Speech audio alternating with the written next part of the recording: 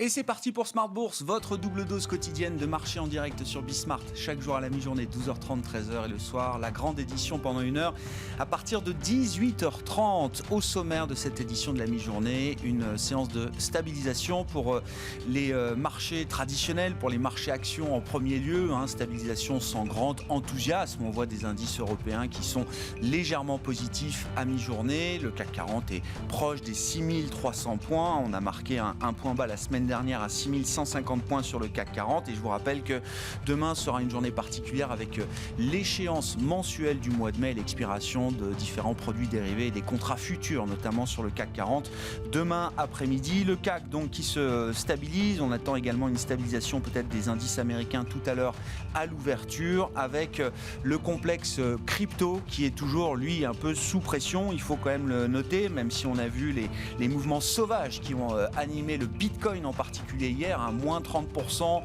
plus 30% en quelques heures dans la journée. D'autres cryptos sont encore très nettement sous pression, même si le Bitcoin est revenu au contact des 40 000 $.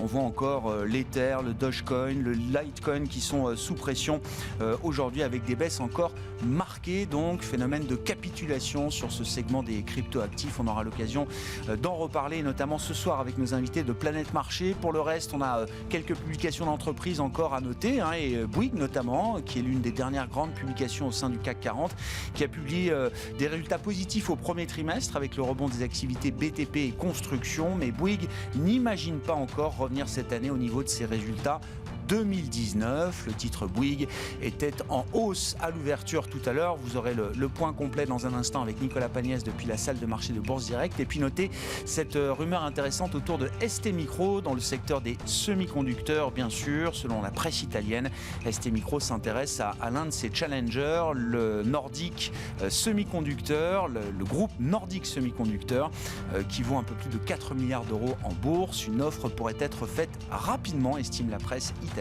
On voit d'ailleurs le titre Nordic Semiconductor qui bondit de près de 10% à la mi-journée à la bourse d'Oslo.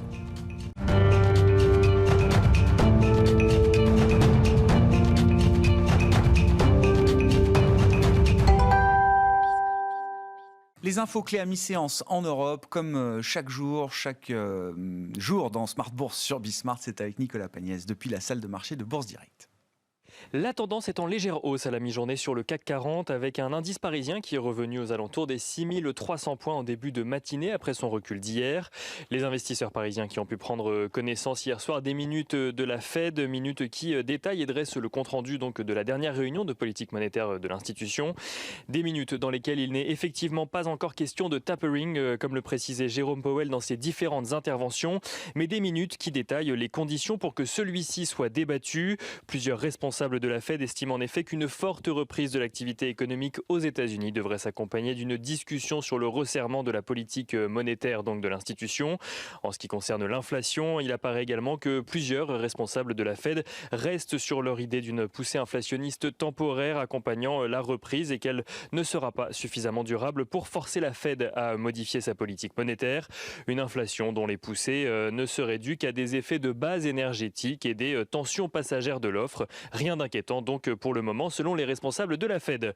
On note d'ailleurs que la Fed identifie comme principal risque face à la reprise économique le risque de l'épidémie elle-même, même si dans le pays près de 50% de la population a reçu au moins une dose de vaccin. En somme, les minutes de la Fed n'inquiètent pas les investisseurs à Paris, même si elle les prépare doucement à un début de discussion prochaine sur un resserrement de politique monétaire aux États-Unis. On note d'ailleurs que les marchés américains ont limité leurs pertes hier, même si les trois principaux indices aux États-Unis ont tous les trois clôturé dans le rouge, et des marchés américains qui sont d'ailleurs attendus dans le rouge également à l'ouverture aujourd'hui, à en croire en tout cas les échanges actuels sur les contrats futurs. Du côté des valeurs à suivre à présent à la Bourse de Paris, on note que la dernière valeur du CAC 40 a publié ses résultats trimestriels, à savoir Bouygues annonce un bénéfice de 21 millions d'euros au premier trimestre, donc contre une perte de 204 millions d'euros un an plus tôt. Un bénéfice porté par un rebond de ses activités dans le BTP et dans la construction. Le groupe Bouygues qui confirme par ailleurs ses objectifs pour l'ensemble de l'année et qui compte dégager des résultats supérieurs à ceux de 2020 sans pour autant revenir au niveau de 2019. Ça, c'était pour Bouygues. On continue avec Eurazeo qui annonce annonce de son côté une progression de 4% de ses revenus au premier trimestre. Eurazeo qui en profite pour confirmer ses objectifs pour l'ensemble de l'année. On note également que Elior a pour sa part communiqué ses résultats du premier semestre cette fois-ci. Un premier semestre encore pénalisé par les mesures de restriction. Le chiffre d'affaires du groupe de restauration collective s'élève à 1,84 milliard d'euros, en recul de 24%, tandis que la perte nette du groupe s'élève à 53 millions d'euros, soit un peu plus de 3 fois plus qu'il y a un an. Le groupe met l'accent sur les efforts mis en œuvre pour maîtriser ses coûts opérationnels. Et on continue dans le secteur de l'automobile avec Stellantis. Stellantis qui annonce pour sa part résilier tous ses contrats de vente avec ses concessionnaires européens. Le groupe veut en effet renégocier les contrats et construire un nouveau modèle de distribution en faisant une nouvelle sélection à l'entrée. Et on finit avec une rumeur, ou en tout cas on note que le site d'information financière italien Milano Finanza rapporte que ST Microelectronics songerait à racheter son concurrent norvégien Nordic Semiconductor. L'article évoque même des discussions déjà en cours, mais aucun des deux groupes n'a pour le moment souhaité commenter l'information. Nicolas Pagnès en fil rouge avec nous tout au long de la journée sur Bismart depuis la salle de marché de Bourse Direct.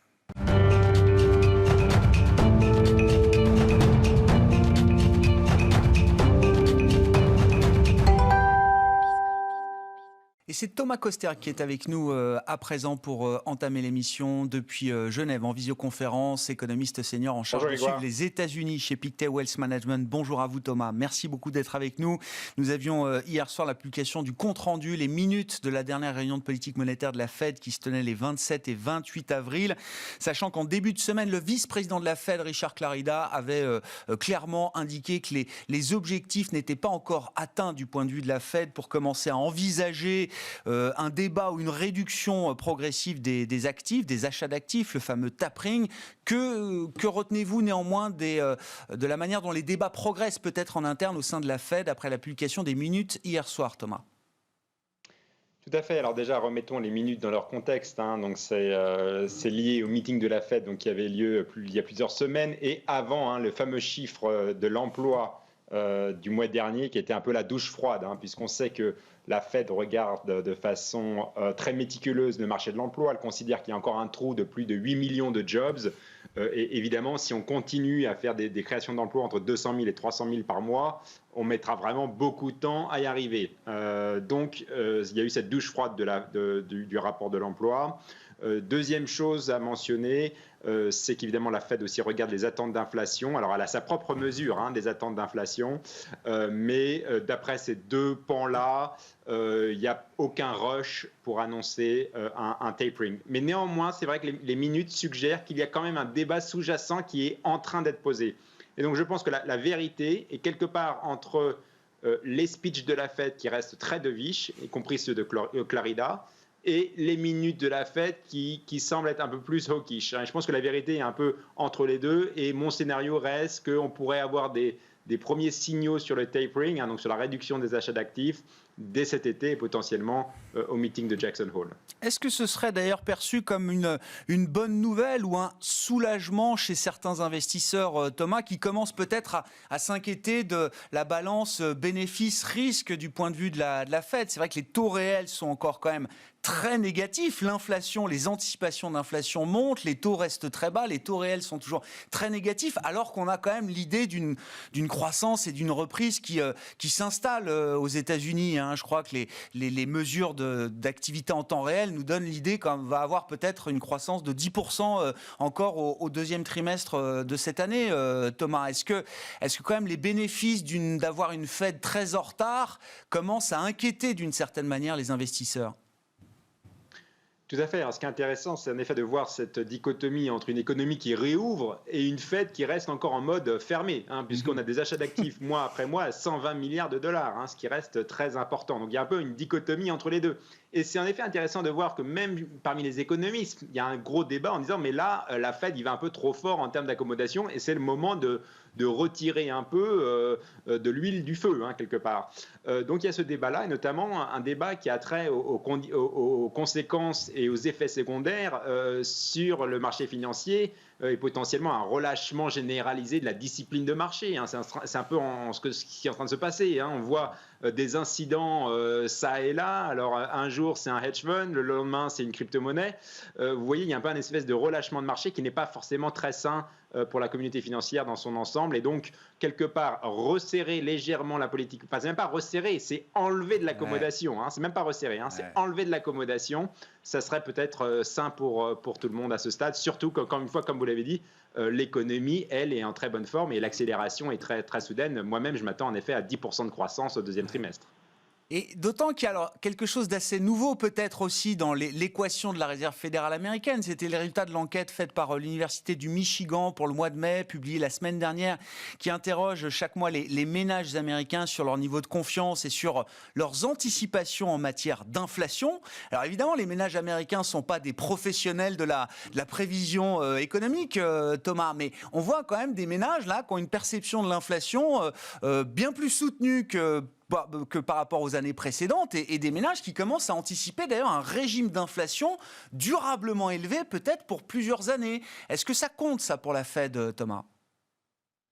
Tout à fait. Alors, ce qui est intéressant, et encore une fois, c'est que la Fed a créé sa propre mesure des attentes d'inflation, qui est un peu un gloubi-boulga un peu du marché, un peu des ménages, un peu des business, un peu des économistes, et elle fait sa propre mesure et elle dit non, mais regardez, on est à 2%, tout va bien, Madame la Marquise. Alors, en effet, là, les attentes d'inflation de l'Université de Michigan montent en flèche, même si on peut mettre ça dans le contexte, à mon avis, du problème avec le pipeline, Colonial Pipeline. Vous savez, il y a eu un problème de hacking sur ce pipeline qui a mené de l'essence dans les États, notamment de la côte Est.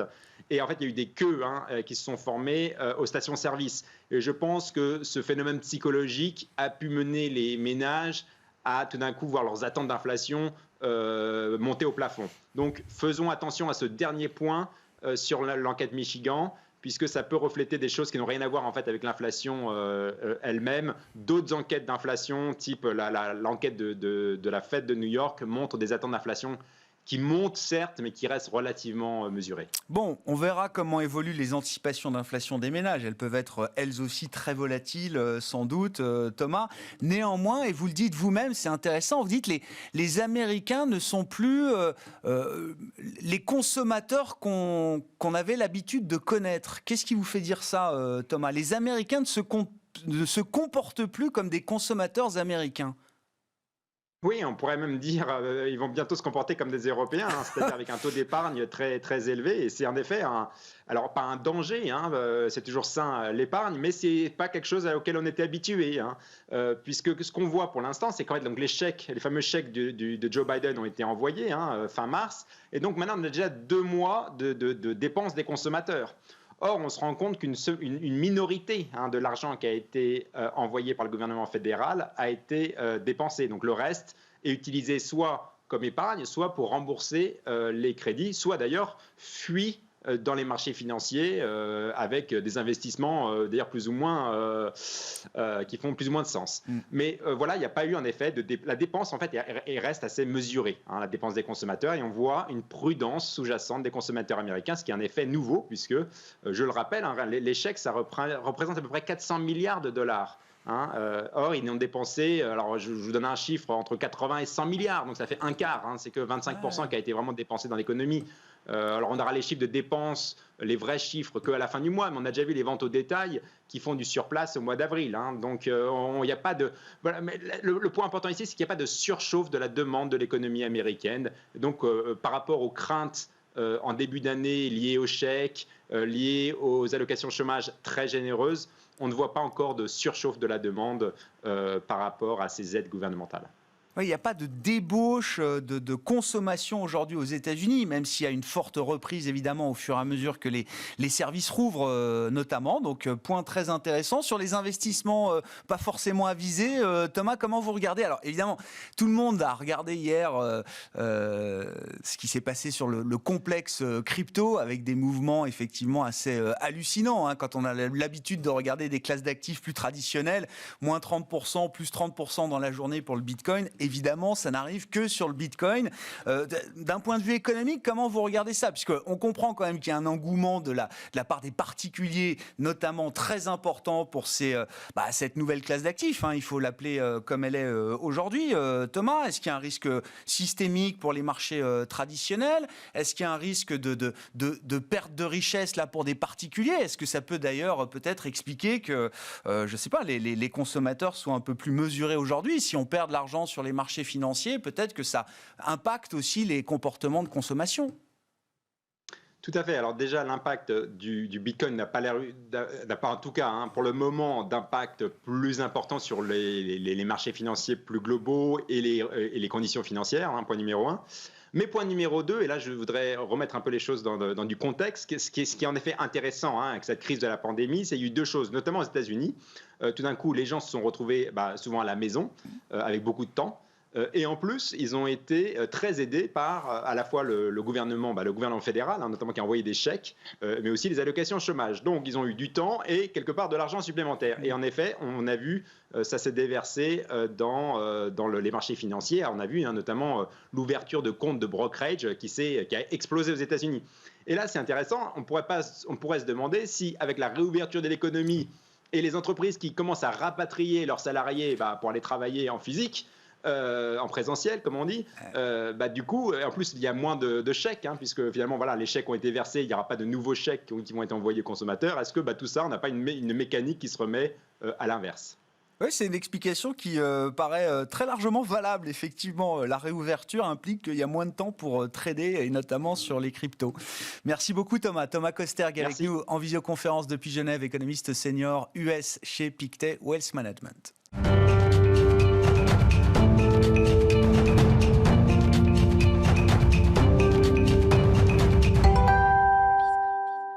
On parle des enjeux de marché à présent avec Nourane Charer à mes côtés en plateau, directeur de la gestion de Mansartis. Bonjour Nourane. Bonjour Grégoire. Merci d'être là. État des lieux de la situation, c'est vrai que le mois de mai est toujours un mois un peu particulier, mais on sent qu'il y a un peu plus de stress dans le marché, que les tendances sont un peu moins claires, que les dynamiques s'épuisent peut-être d'une certaine manière. On voit des poches d'exubérance qui se dégonflent assez violemment quand on parle des cryptos par exemple, mais pas que. On peut le retrouver sur des marchés plus traditionnels. On a le sentiment quand même que les investisseurs sont un peu désorientés. Comment est-ce que vous faites le tri entre ce qui apparaît comme du bruit, il peut y en avoir beaucoup, et le signal ou les signaux de fond que le marché continue d'envoyer? Alors, c'est vrai que sur les marchés financiers, déjà, il y a très peu de volume, donc on sent quand même les investisseurs assez indécis. Maintenant, il faut remettre aussi les choses dans leur contexte. On n'a pas eu une forte correction, on a eu une petite consolidation sur les marchés à actions aux États-Unis ou en Europe de l'ordre de 3-4%. Donc, et cette correction, cette consolidation vient quand même après une hausse de près de 10%, quasiment ininterrompue depuis le début de l'année. C'est la première chose. Maintenant, si on veut un petit peu construire un scénario un peu constructif et avoir un peu plus de visibilité sur les marchés, il faut s'arrêter sur les éléments factuels, sur de l'analyse macroéconomique et sur de l'analyse microéconomique. Donc, qu'est-ce qu'on a aujourd'hui ? On a globalement une maîtrise de l'épidémie dans les pays à plus fort poids économique. Donc, je mets effectivement de côté certains émergents. On a une reprise économique qui est solide et qui s'accélère. Et du côté des entreprises, on l'a vu sur la publication de résultats du T1 qui était exceptionnelle. On attend une croissance des bénéfices de l'ordre de 30 à 40% cette année et qui, même au-delà des effets de base, on attend une croissance de l'ordre de 20% par rapport à 2019. Donc, globalement, on a un environnement qui est très sain. Donc, c'est vrai qu'on a les marchés financiers sont jamais non plus un long fleuve tranquille et on a effectivement des éléments d'inquiétude. Les éléments d'inquiétude, ils sont on a deux éléments d'inquiétude. On a la valorisation des marchés. Ouais. Donc effectivement, ils sont très chers en absolu. Attention, parce qu'en relatif, par rapport au marché obligataire, quand on regarde la prime de risque, en Europe, en tout cas, on est sur des niveaux de valorisation plutôt attractifs. L'élément qu'il faut aussi rappeler, c'est que la valorisation prix isolément n'a jamais constitué un facteur de retournement durable sur les marchés dès lors que les entreprises étaient solides. Donc aujourd'hui, c'est pas parce que c'est cher, très cher, que ça doit forcément baisser. Non, surtout si effectivement on a un environnement de taux faibles avec une reprise économique solide et des entreprises qui ont des fondamentaux sains et solides. Donc si on est dans cet environnement de marché, la valorisation devient presque secondaire. Alors maintenant, ça nous amène à la deuxième inquiétude des investisseurs qui est le niveau des taux. Et donc indirectement, toute la problématique sur l'inflation. C'est une réelle problématique. Pourquoi ? Parce qu'aujourd'hui, la reprise est quand même largement perfusée, soutenue par les aides gouvernementales et financée par les banques centrales. Donc, si on a une problématique ou si on a en fait un changement de politique monétaire pas bien coordonné, on pourrait avoir des conditions de crédit qui remontent violemment et qui remettent en cause la reprise économique. Et de ce point de vue-là, vous êtes plutôt inquiète de voir la Fed très patiente, volontairement en retard. Est-ce que ça vous rassurerait de voir une Fed qui ne serait plus dans le déni peut-être de la situation de croissance, d'inflation, etc. Ou est-ce que vous préférez plutôt avoir une Fed encore très accommodante, y compris à la réunion du mois de juin prochain ? Alors là, il faut regarder effectivement le niveau d'inflation, puisque en fait, ça reste quand même un indicateur important pour les banques centrales. Le niveau d'inflation, bien évidemment, il est élevé, c'est indéniable. On a eu les chiffres en fait en avril, donc on a eu 4,2% de croissance de taux d'inflation à rythme annualisé sur le mois d'avril, et surtout l'inflation sous-jacente est ressortie à plus 3%, alors qu'on avait eu 1,6% au mois de mars. Alors, deux remarques. Le premier, c'est que ces chiffres-là, attention, ils sont assez volatiles et ne marquent pas aujourd'hui de tendance durable. Ça, c'est la première chose. La deuxième chose, c'est que la Banque centrale américaine avait quand même largement anticipé ces problématiques de sortie de crise. Quand on regarde ce qu'elle avait annoncé, c'était quand même une mesure inédite. En septembre 2020, elle avait laissé tomber son objectif d'inflation à 2%, en considérant que l'inflation pouvait rebondir au-delà de 2%, sans que cela amène une modification de sa politique monétaire. Donc, qu'est-ce que ça veut dire ? Ça veut dire que les banques centrales, aujourd'hui, il y a un focus sur la croissance et sur le marché de l'emploi. Donc, sur le marché de l'emploi, quand on regarde, on a quand même des taux de chômage qui restent globalement élevés, donc qui sont à 6%, bien supérieurs au taux de chômage pré-pandémique. C'est la première chose. On regarde du côté, qu'est-ce qui se passe du côté de l'inflation salariale ? Il n'y a pas d'inflation salariale généralisée. Donc, effectivement, on a des tensions de salaire sur certains segments de marché, mais globalement, sur l'ensemble des secteurs de l'économie, on n'a pas d'inflation salariale. Donc, par rapport à ça, finalement, la Banque centrale reste assez pragmatique, regarde les chiffres et se dit, le plus gros risque aujourd'hui que l'on ait, finalement, c'est c'est d'avoir une communication désordonnée, d'avoir une politique monétaire trop en amont, avant même que la croissance soit autonome. Donc aujourd'hui, le positionnement de Powell, c'est vraiment un positionnement, je dirais, plutôt défensif et plutôt basé sur les éléments factuels. Aujourd'hui, la croissance, on ne peut pas dire que la croissance est autonome. Donc, et du côté du marché de l'emploi, on attend de voir un marché de l'emploi qui est plus équilibré et qui tendanciellement s'améliorera. Et de ce côté-là, je pense qu'il y a plusieurs erreurs que la Banque centrale pourrait commettre et on n'a pas l'impression aujourd'hui qu'on en prend le sens. C'est-à-dire, soit on a une politique monétaire plus restrictive, mais qui resterait accommodante trop tôt. Oui, c'est ça, moins accommodante. Moins accommodante, mais c'est pas une politique monétaire restrictive, donc moins accommodante trop tôt, donc au risque effectivement d'engendrer une hausse des conditions de financement qui viendrait déstabiliser la dette publique, l'endettement des ménages, etc. Ou alors avoir une politique monétaire trop tard avec une mauvaise analyse de l'inflation. Et finalement, je pense que le plus gros risque, c'est d'avoir une politique monétaire trop tôt aujourd'hui. Au vu, on est quand même dans une sortie de crise inédite, donc l'analyse de la sortie de crise reste quand même assez fragile, même si la sortie de crise est bien, enfin, la reprise est solide. Mais attention, la communication aujourd'hui semble plutôt cohérente et normalement, on le voit bien aujourd'hui dans les minutes de la Fed, etc. Ça suit quand même une logique qui repose sur des éléments très factuels. Ce qui est intéressant d'ailleurs, c'est que évidemment en début d'année, au cours du mois de février, on regardait le 10 ans américain là tous les jours qui grimpait jusqu'à 1,75% et plus, je crois que c'était fin mars. Et puis depuis, en fait, le mouvement s'est non seulement calmé, mais on voit des taux américains stabilisés à 1,65%. Je rappelle qu'avant la pandémie, il faut s'en souvenir quand même, début d'année 2020, on était à 1,90 sur le 10 ans américain. C'est-à-dire qu'on n'a même pas retrouvé les niveaux qui prévalaient avant le choc pandémique. Le marché obligataire semble très serein finalement par rapport aux autres mouvements qu'on peut observer sur les marchés. Oui, je dirais que c'est presque la seule incompréhension qu'on ait aujourd'hui sur les marchés financiers. C'est-à-dire qu'on a effectivement une inflation qui est forte et on a une économie américaine qui va sortir de la crise sanitaire dès cette année en retrouvant ses niveaux de croissance de 2019 dès cette année.